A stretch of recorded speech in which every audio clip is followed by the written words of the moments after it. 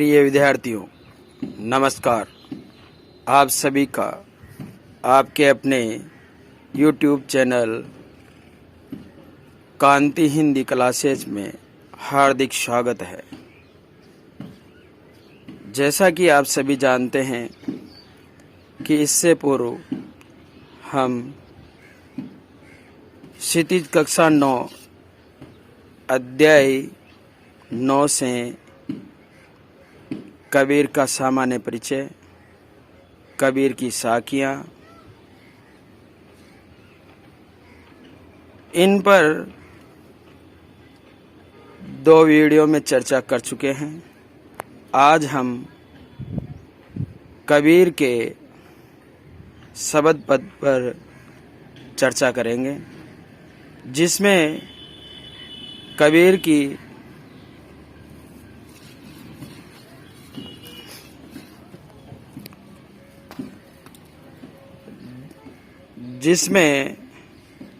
हम प्रत्येक शब्द पद का पहले सस्वर वाचन करेंगे।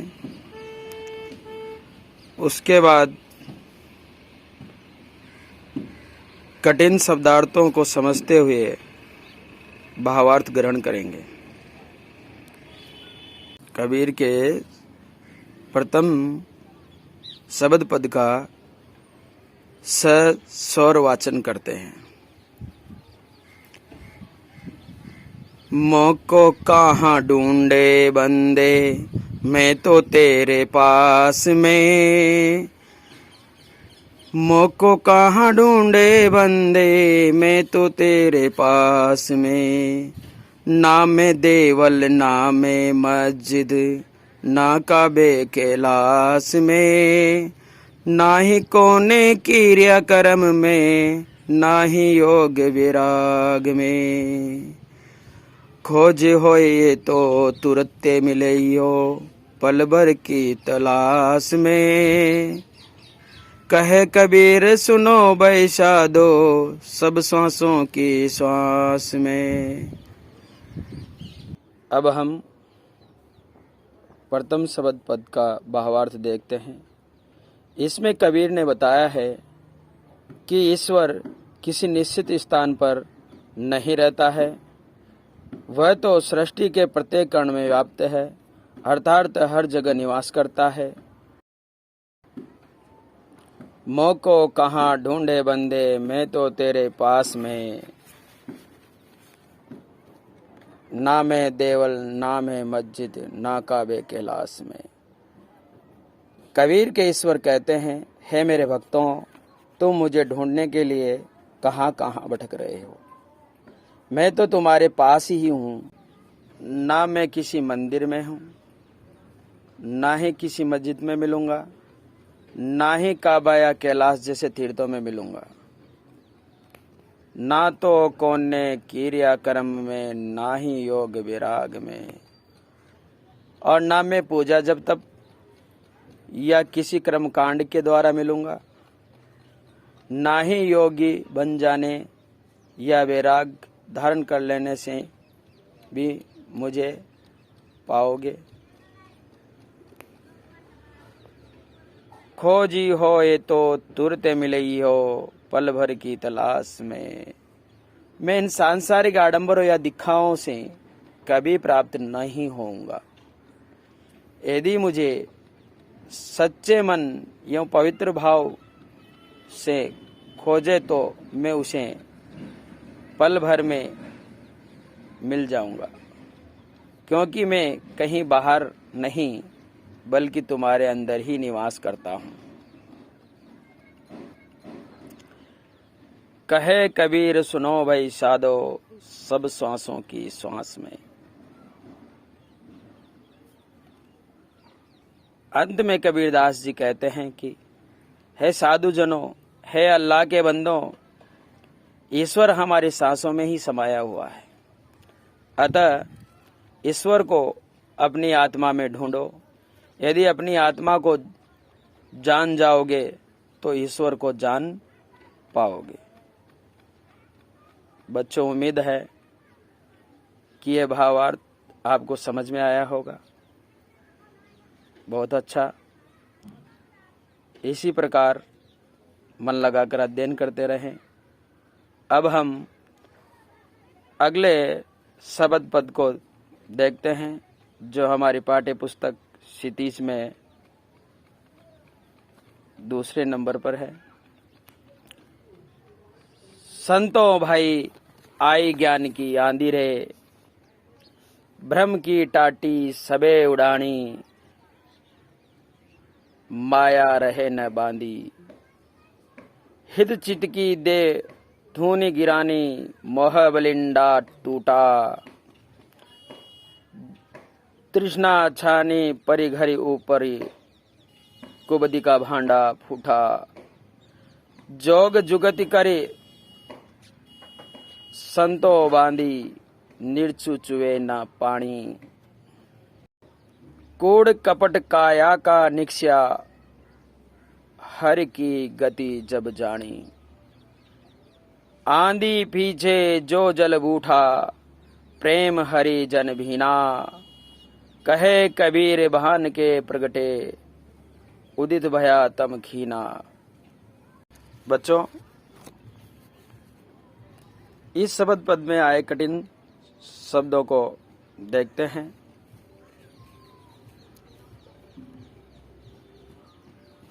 टाटी, टट्टी अर्थात पर्दे के लिए लगाए हुए बांस आदि की पट्टियों का एक पल्ला।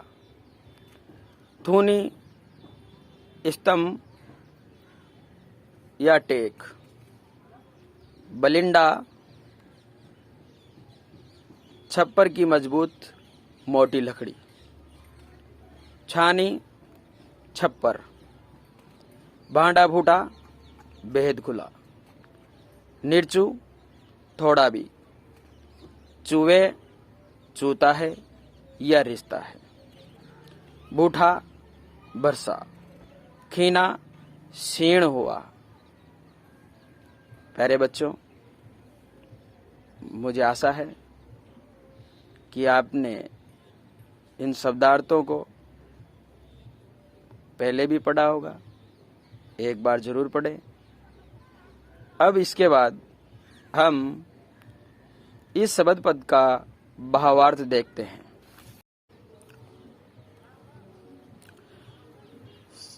संतों भाई आई ज्ञान की आंधी रे,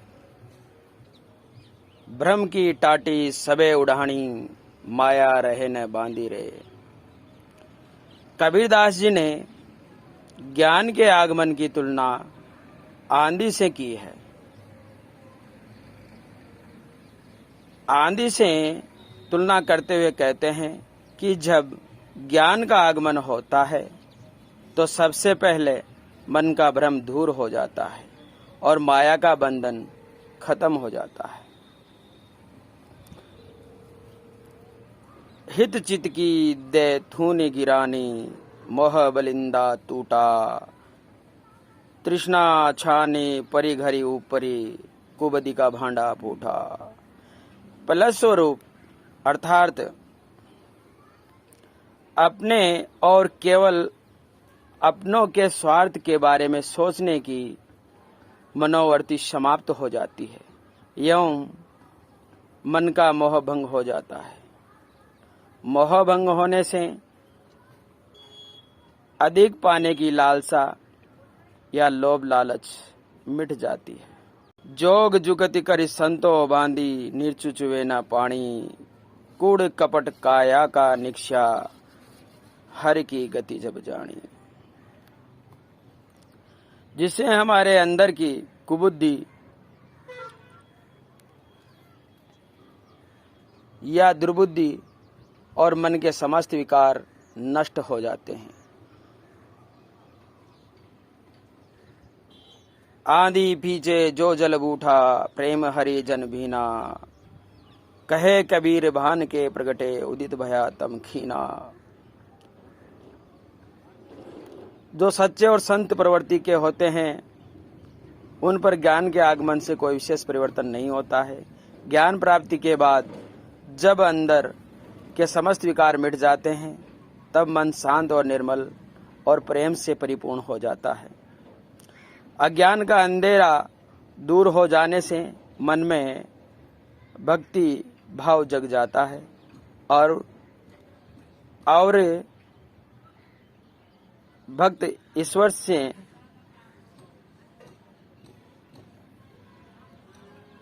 भक्त का ईश्वर से मिलन हो जाता है। प्यारे बच्चों, नमस्कार।